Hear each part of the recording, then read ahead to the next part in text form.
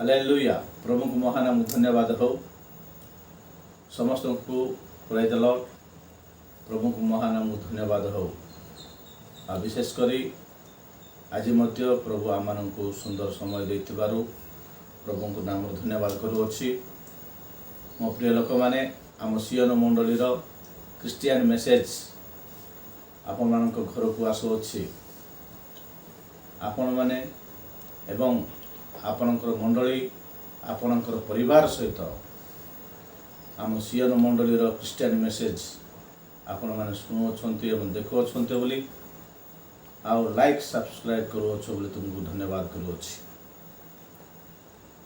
कारण प्रभु को ठारे जो अनुग्रह आम पाइछु ताहा बिना मूल्य रे पाइछु। तेणुकरी आम मैंने ए पृथ्वी रे सब विषय किनि परिबा मोर प्रिय लोक माने मात्र प्रेम को किनि परिबा नाही। प्रभुंकर से महाप्रेम को तांकर महात्याग को आम कौन सी टंका दे किनि परिबा नाही मोर प्रिय लोक माने। तेणुकरी प्रभुंकर महा अनुग्रह रे आम मानकु से केते प्रेम करी केते अनुग्रह करी केते दया करी आम मानकु तांको परिवार रे संयुक्त करी अछंती। तांकर प्रिय प्रिय पुत्रंक सह आमको सहभागिता करी अछंती।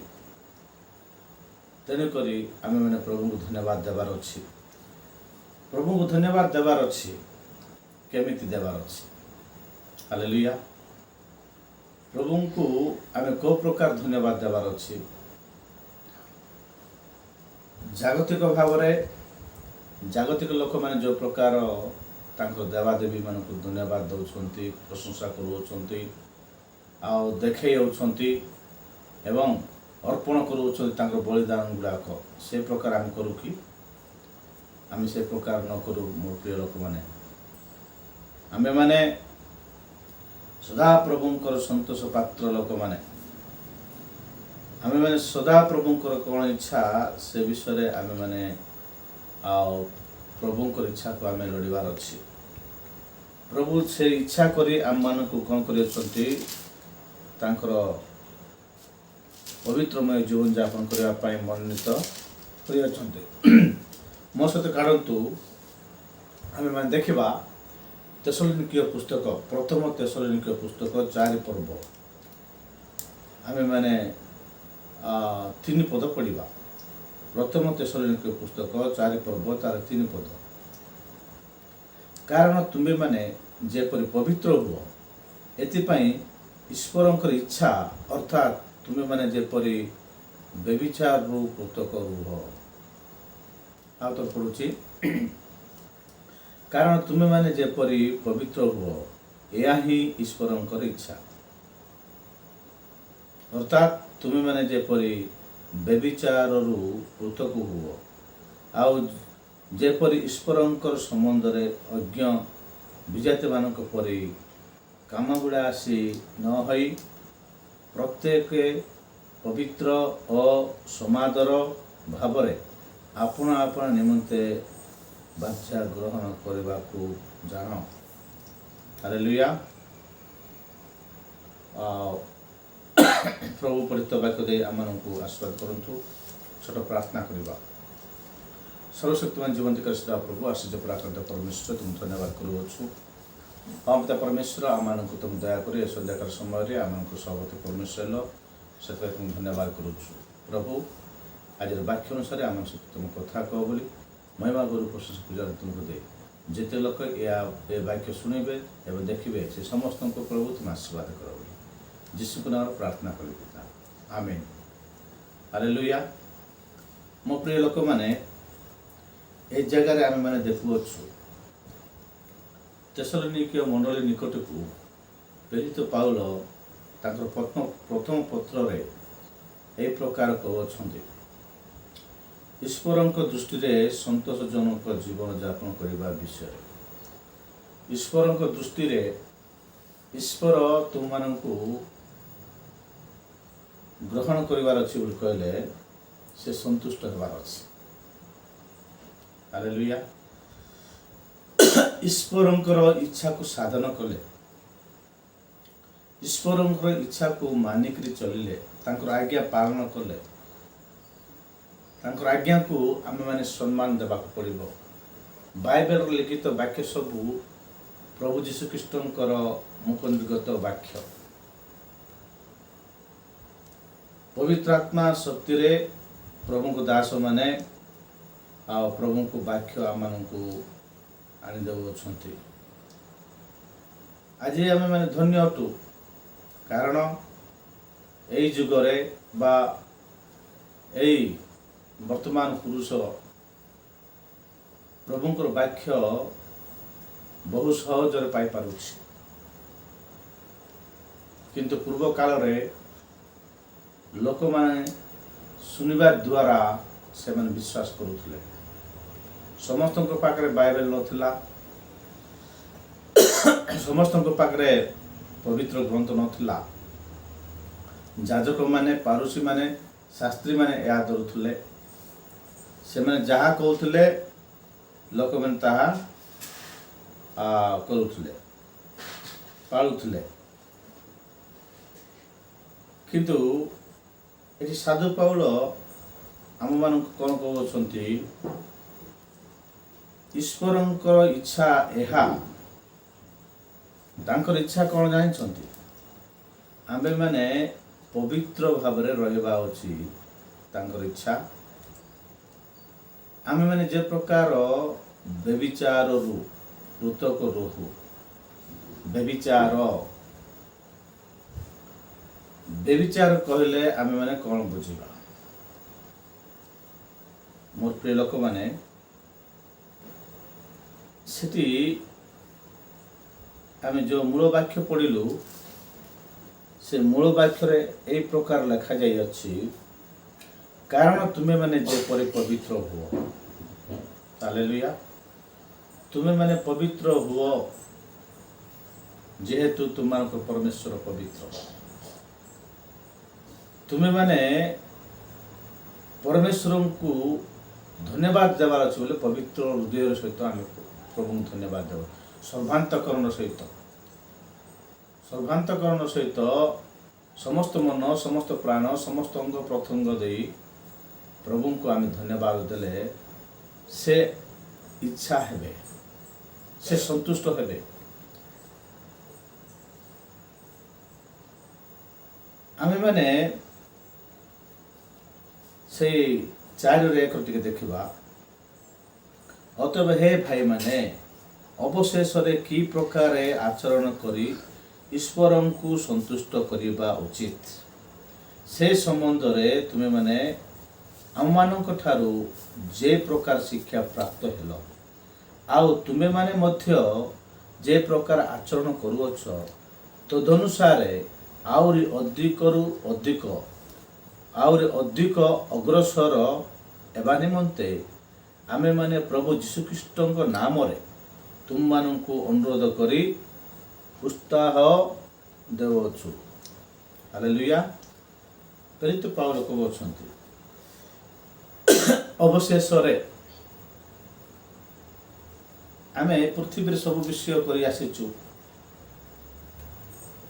କୌଣସି ଜାଗାରେ ମଧ୍ୟ ସନ୍ତୁଷ୍ଟ ନାହିଁ। କୌଣସି ଲୋକକୁ ଆମେ ସନ୍ତୁଷ୍ଟ କରିପାରିଲୁ ନାହିଁ। କୌଣସି ବିଷୟ ଆମେ ସନ୍ତୋଷରେ ଗ୍ରହଣ କରିପାରିଲୁ ନାହିଁ। କିନ୍ତୁ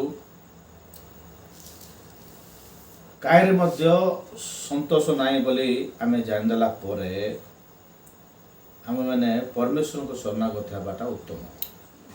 ହାଲେଲୁୟା। ସେଥିପାଇଁ ସେ କହୁଅଛନ୍ତି, ଏ ଭାଇମାନେ, ଅବଶେଷରେ କି ପ୍ରକାର ଆଚରଣ କରି, ଆମମାନଙ୍କର ଆଚରଣ, ଆମମାନଙ୍କର ବ୍ୟବହାର, ଆମମାନଙ୍କର ଚାଲିଚଳନ, ଆମମାନଙ୍କର କଥାବାର୍ତ୍ତା, ଆମମାନଙ୍କର ପିନ୍ଧାଓଢ଼ା, ଆମେ ଯେଉଁ ପ୍ରକାର ଡ୍ରେସ୍ ପିନ୍ଧୁଛୁ, ଯେଉଁ ପ୍ରକାର ଆମେମାନେ କଥାବାର୍ତ୍ତା କରୁଛୁ।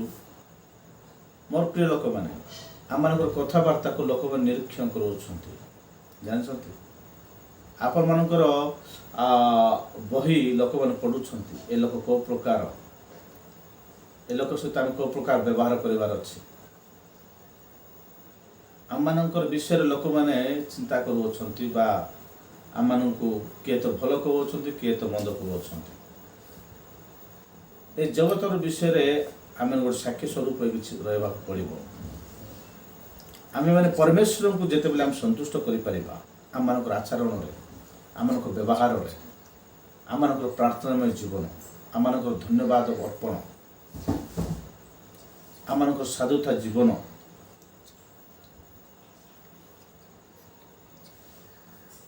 ଆମମାନଙ୍କର ଆତ୍ମିକ ଜୀବନ ପ୍ରଭୁଙ୍କ ଠାରେ ଯଦି ସନ୍ତୁଷ୍ଟଜନକ ହେଉଛି, ସନ୍ତୁଷ୍ଟ ଆମେ କେମିତି କରିପାରିବା ବୋଲେ ଆମମାନଙ୍କର ଆଚରଣରେ ପରମେଶ୍ୱରଙ୍କୁ ସନ୍ତୁଷ୍ଟ କରିବାର ଉଚିତ। ପରମେଶ୍ୱର ସନ୍ତୁଷ୍ଟ ହେବେ ପ୍ରଭୁଙ୍କର ଆଜ୍ଞାନୁସାରେ ଚାଲିଲେ, ପ୍ରଭୁଙ୍କ ନିୟମ ଅନୁସାରେ ଚାଲିଲେ। ପ୍ରଭୁଙ୍କର କ'ଣ ସନ୍ତୋଷଜନକ ବୋଲି କହିଲେ, ତୁମେମାନେ ବ୍ୟଭିଚାର ଠାରୁ କ'ଣ ହେବାର ଅଛି? ପ୍ରଥମେ ପୃଥକ ହେବାର ଅଛି। ବ୍ୟଭିଚାର ମାନେ କ'ଣ? ବ୍ୟଭିଚାର ବୋଲି କହିଲେ ଗୋଟିଏ ସ୍ତ୍ରୀ ଥାଉ ଥାଉନୁ ଅନ୍ୟ ସ୍ତ୍ରୀ ସହିତ ଖରାପ ସମ୍ବନ୍ଧ ଯଦି ରଖିବ, ତାହା ହେଉଛି ଜାଗତିକ ବ୍ୟଭିଚାର।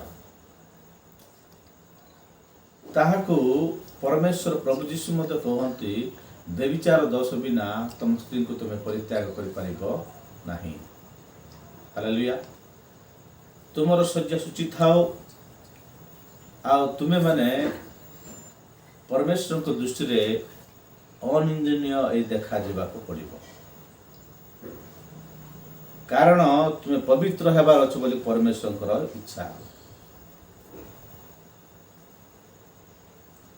କାରଣ ତୁମେମାନେ ଯେପରି ପବିତ୍ର ହୁଅ, ଏହା ଈଶ୍ୱରଙ୍କର ଇଚ୍ଛା। ହେଲେ ତୁମେ ପବିତ୍ର କେମିତି ହେଇପାରିବ ବୋଲି କହିଲେ, ତୁମମାନଙ୍କର ଆଚରଣ ଦ୍ୱାରା, ତୁମମାନଙ୍କର ଆଚରଣ ସମ୍ବନ୍ଧରେ ପରମେଶ୍ୱରଙ୍କୁ କେଉଁ ପ୍ରକାର ତମେ ସନ୍ତୁଷ୍ଟ କରିପାରିବ, ସେହି ସମ୍ବନ୍ଧରେ ଆମେମାନେ ତୁମମାନଙ୍କୁ ଶିକ୍ଷା ଦେଇଅଛୁ ବୋଲି ପ୍ରେରିତ ପାଉଲ କହୁଛନ୍ତି। ପ୍ରେରିତ ପାଉଲ ଶିକ୍ଷା ଦେଇଅଛନ୍ତି। ତା ପୂର୍ବରେ ସେ କହୁଅଛନ୍ତି, ସେ 3:12 ଦେଖିବା, ଆଉ ତୁମମାନଙ୍କ ପ୍ରତି ଆମମାନଙ୍କର ଯେପରି ପ୍ରେମ, ସେହିପରି ପରସ୍ପର ଓ ସମସ୍ତଙ୍କ ପ୍ରତି ପ୍ରେମରେ ପ୍ରଭୁ ତୁମମାନଙ୍କୁ ଆହୁରି ଅଧିକ ରୂପେ ବଢ଼ାଇ ନିଅନ୍ତୁ।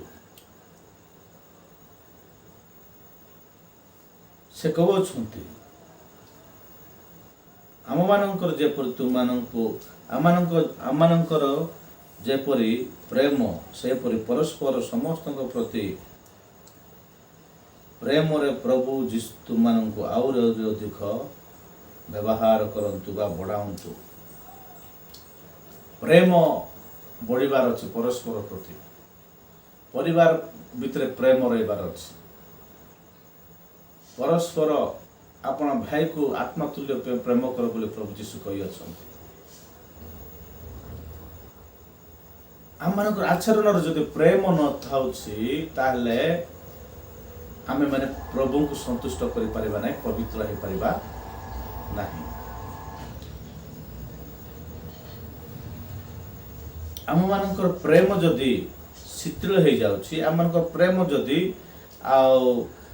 ନାଟକ ହେଇଯାଉଛି, ଆମମାନଙ୍କର ପ୍ରେମ ଯଦି ଅଭିନୟ ହେଇଯାଉଛି, ତାହେଲେ ପରମେଶ୍ୱର କ'ଣ ଜାଣନ୍ତି ନାହିଁ କି ମୋର ପ୍ରିୟ ଲୋକମାନେ? ତୁମ ପ୍ରେମ ଯଦି ଅଭିନୟ, ତୁମ ପ୍ରେମ ଆକ୍ଟିଂ ଅଛି, ଆକ୍ଟିଂ କରୁଛ, ପ୍ରେମ ଖାଲି କରୁଛୁ ବୋଲି ଆକ୍ଟିଂ କରୁଛ, ତାହେଲେ ପରମେଶ୍ୱର ତୁମ ପ୍ରତି ସନ୍ତୁଷ୍ଟ ନୁହନ୍ତି। ପରମେଶ୍ୱରଙ୍କୁ ଆମେ କେମିତି ସନ୍ତୁଷ୍ଟ କରିବା ବୋଲି କହିଲେ,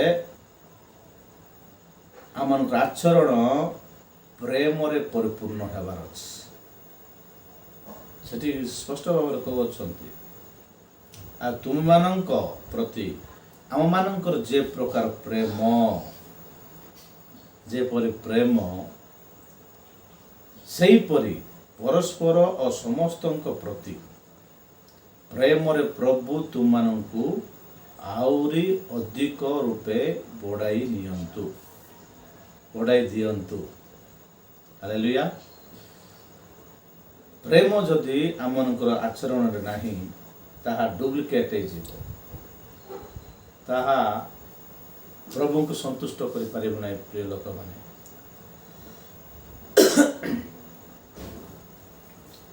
ସେ ସମ୍ବନ୍ଧରେ ତୁମମାନଙ୍କୁ ମୁଁ କହିଥିଲି। ପ୍ରେରିତ ପାଉଲ କହୁଛନ୍ତି, ତୁମକୁ ସେ ପ୍ରକାର ଯେ ପ୍ରକାର ଶିକ୍ଷା ପ୍ରାପ୍ତ ହେଇଥିଲ, ତୁମମାନେ ଯେଉଁ ଶିକ୍ଷା ତୁମେ ପାଇଥିଲ ପ୍ରଭୁଙ୍କୁ ସନ୍ତୁଷ୍ଟ କରିବା ବିଷୟରେ,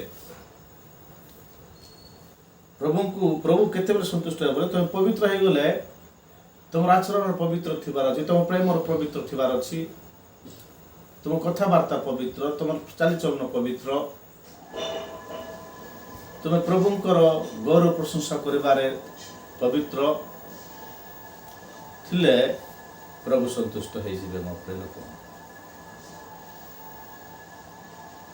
ପ୍ରଭୁ କ୍ରୋଧରେ ଧୀର, ହାଲେଲୁୟା। ସେ ଦୟାଳୁ, ସେ କୃପାବାନ ପରମେଶ୍ୱର। ତୁମମାନଙ୍କୁ ସେ କ'ଣ କରିବେ?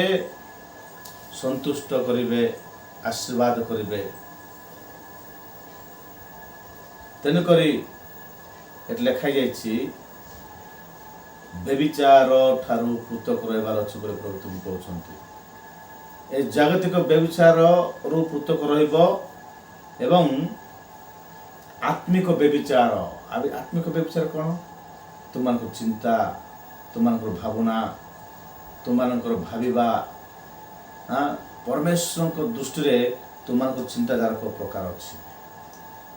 ପରମେଶ୍ୱରଙ୍କୁ ତୁମେ କେଉଁ ପ୍ରକାର ପ୍ରେମ କର? ଯଦି ପରମେଶ୍ୱରଙ୍କୁ ତୁମେ ପ୍ରେମ କରୁଛ, ତାହେଲେ ଜଗତକୁ ତୁମେ ପ୍ରେମ କରିବାକୁ ହେବ ନାହିଁ।